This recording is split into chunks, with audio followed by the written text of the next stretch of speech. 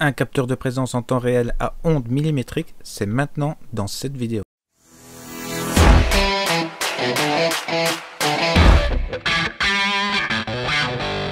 Et salut à tous, c'est Domotech, j'espère que vous allez bien. Je vous présente aujourd'hui le capteur de présence FP2 de chez Aqara. Donc c'est vraiment un capteur incroyable. Avant de le tester, je ne m'y attendais pas, mais celui-ci vous capte en temps réel. Il peut capter jusqu'à 5 personnes dans votre maison. Il fonctionne en ondes millimétriques. Il a plein de fonctionnalités sympathiques comme la détection de chute, la détection de personnes, la détection de zone.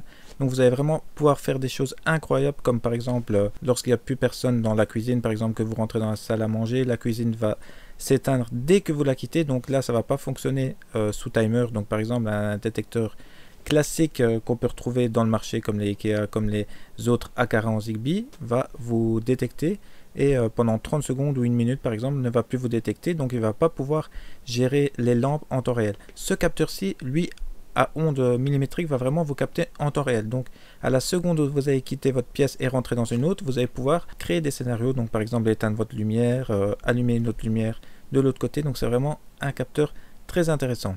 Au niveau de la conception, vous pouvez voir que c'est vraiment un capteur qui est assez design. Il y a une petite LED ici devant qui nous permet de voir pour la connexion et l'association, l'appairage directement. L'avantage de cet appareil là, c'est qu'on va pouvoir l'utiliser de différentes façons. On peut directement le poser sur une surface plane, c'est une des solutions. Donc il est possible de le fixer au plafond, de le fixer sur un mur. L'avantage c'est que notre surface ici va être magnétique, donc là à ce moment là on peut tout simplement le fixer sur son mur et il va pouvoir se fixer tout simplement. Il est livré avec un autocollant 3M pour le fixer sans vis, mais il est possible de le fixer également avec des vis. Les vis de fixation sont fournies également. Ce qui est sympa de la part de Aqara, c'est qu'ils nous ont mis deux plaques de fixation. Vous allez me dire à quoi ça sert deux plaques de fixation quand on a un seul appareil. C'est que par exemple, si on veut programmer deux zones différentes, je peux mettre une plaque à l'étage, une plaque en bas, et par exemple déplacer mon appareil d'une plaque à l'autre tout simplement et avoir deux plans différents. Notre capteur Aqara va pouvoir capter un angle de 120 degrés, donc là l'angle est assez important, donc là vous pouvez le mettre au bout de votre pièce, au milieu, il va capter jusqu'à 120 degrés, il peut couvrir jusqu'à 40 mètres carrés, donc là Aqara nous dit qu'il va pouvoir détecter jusqu'à 8 mètres devant lui et 6 mètres sur le côté, donc c'est assez énorme.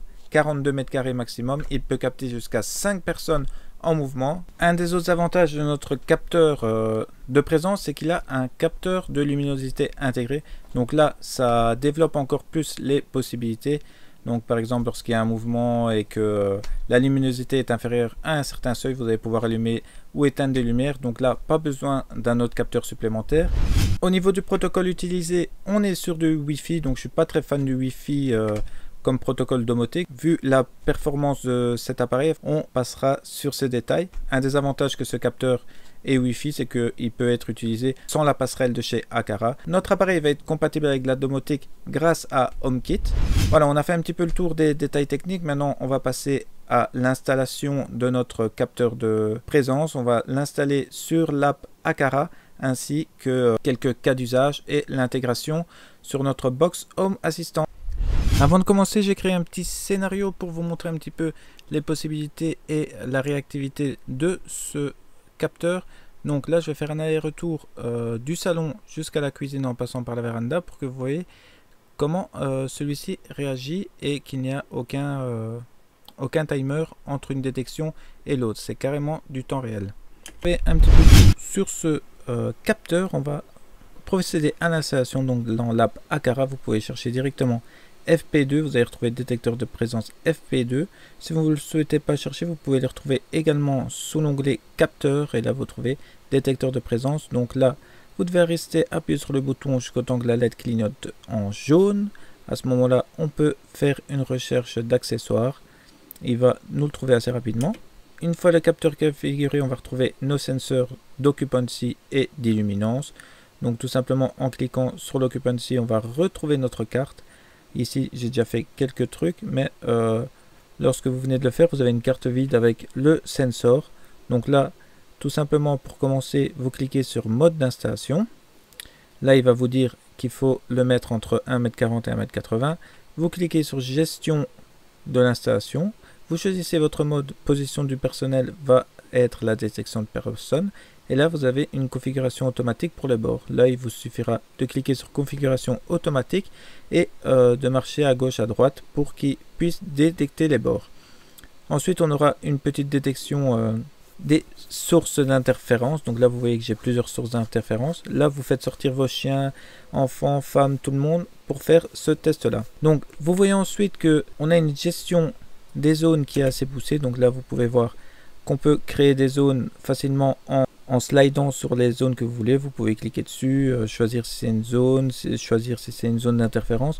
Vous pouvez pousser les choses assez loin. Donc là, vous pouvez choisir un nom pour votre pièce, salle de bain par exemple. Et voilà, donc maintenant, vous voyez également que vous pouvez définir la sensibilité de surveillance.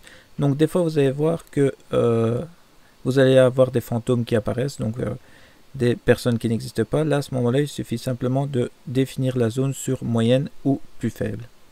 Donc, vous pouvez voir également qu'il y a des templates déjà faits de maison. Donc là, vous voyez plusieurs templates de salle de bain, toilette, de cuisine que vous pouvez configurer et modifier à votre sauce.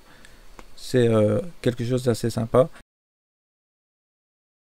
Donc, comme autocollant, on peut retrouver des tables également, des chaises, des toilettes, des lampes, des bureaux, et donc là vous pouvez ajouter des autocollants pour pouvoir voir plus clair sur cette carte lorsque quelqu'un se déplace, essayer de vous y retrouver plus facilement.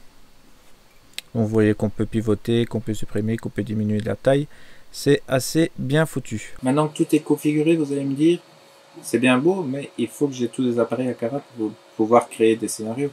C'est vrai que en ayant l'Aqara Hub par exemple, vous pouvez gérer ces lampes et créer des scénarios via Aqara, mais bon, moi c'est pas ce qui m'intéresse. Vous savez, je vous en ai parlé dans ma vidéo sur mes 5 conseils domotique. M'enfermer dans une seule solution et de plus qui est lié au cloud, ça ne m'intéresse pas. Ce qui est possible, c'est de connecter notre appareil à HomeKit et grâce à cela, on va pouvoir l'intégrer sous un assistant vocal Google Home ou Alexa par exemple, ou sous une solution domotique JDOM via plugin HomeKit ou Home Assistant via HomeKit également. Donc pour Home Assistant ici, vous allez voir, c'est très simple à faire. Lorsque vous avez connecté et paramétré votre appareil, tout simplement vous vous rendez sur Home Assistant et il va vous détecter automatiquement via HomeKit notre appareil. Là vous pouvez voir que Home Assistant nous récupère les données de nos différentes zones ainsi que la luminosité. Maintenant vous avez tout en main. Il vous suffit de créer vos scénarios et vous allez pouvoir faire interagir toute votre domotique avec notre capteur de présence.